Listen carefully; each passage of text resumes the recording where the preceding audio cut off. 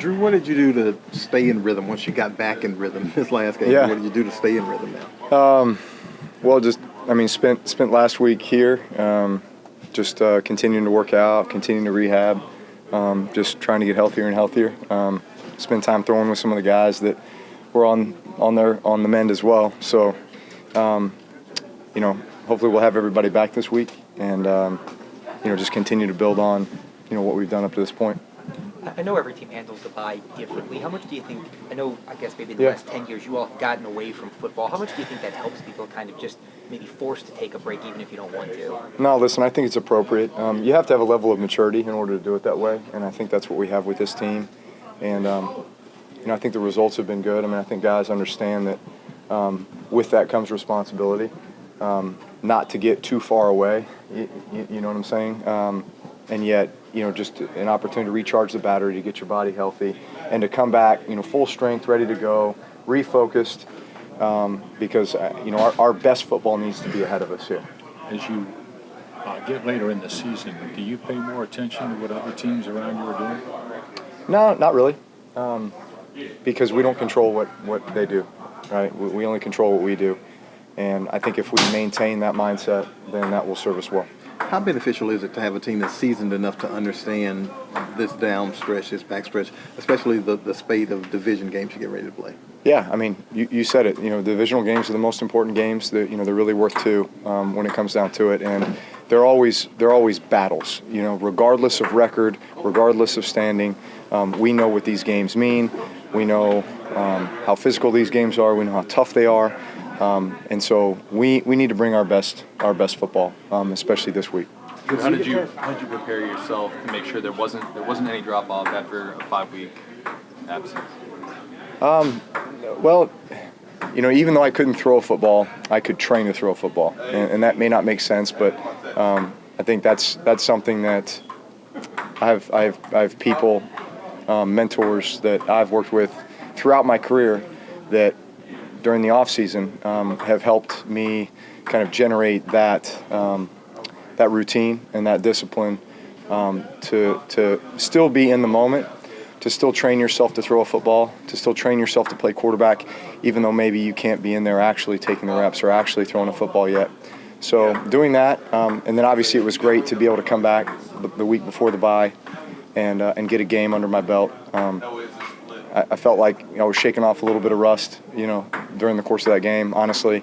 But hopefully we can just continue to build and keep the confidence and the momentum going. How did that thumb respond after the game? It was good. Yeah, thumb was good after the game.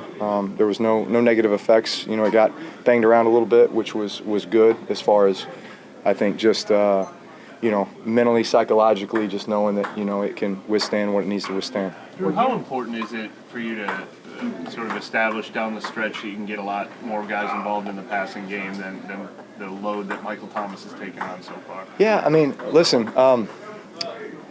when guys are in the game that are playmaking guys, right? If you can get the ball to them, you're going to get the ball to them. And if you can't, then that's when other guys need to step up, and that's when opportunities will be there for them. Opportunities are going to be there for them anyway, but I think you know what I mean. We've encountered games in the past where a team was bound and determined to double Mike, take Mike away, take Alvin away, whatever it might have been, because obviously those two guys get a lot of attention. And other guys had huge games, So when you show that you can beat people in a lot of different ways, then it's a pick your poison situation. And bottom line is we just have to execute. We got to be good at all these things. Guys have to be ready to step up and take on that role if that's what they're called on to do, or if that's the matchup.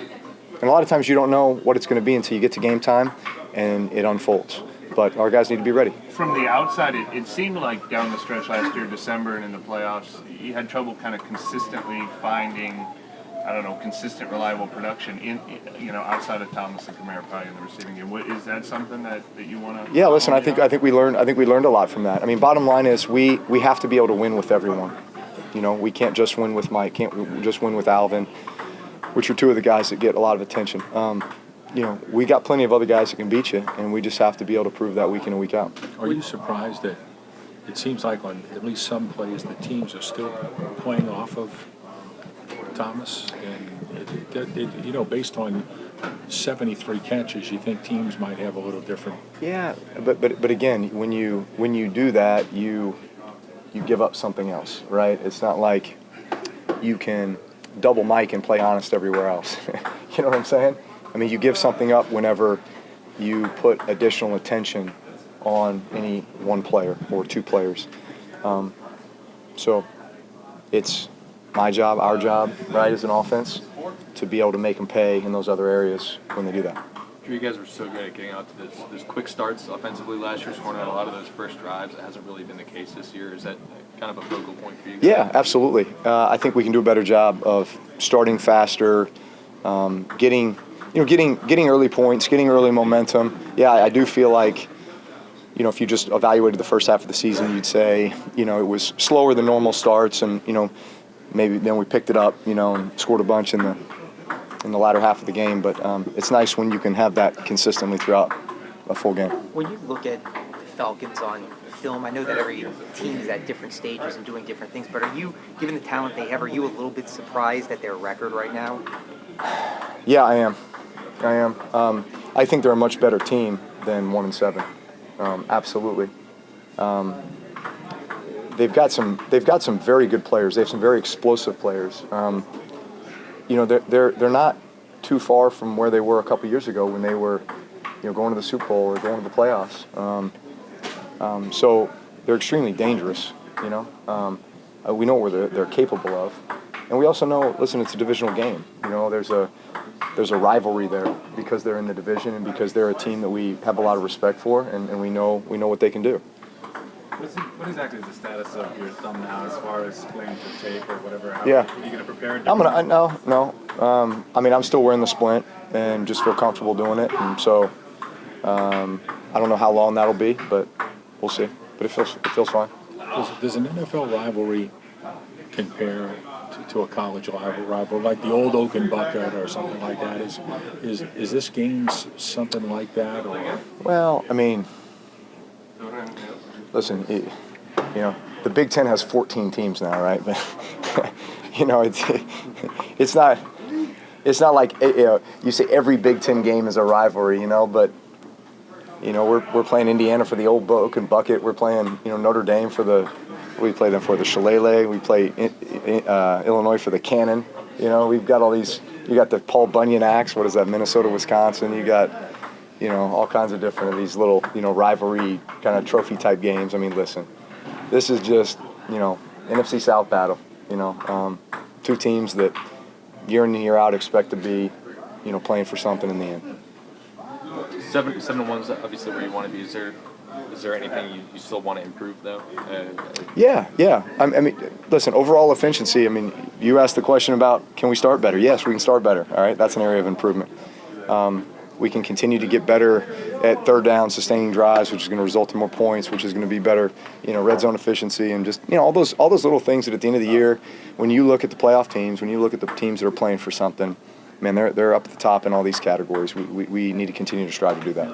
Last year, you guys won 13.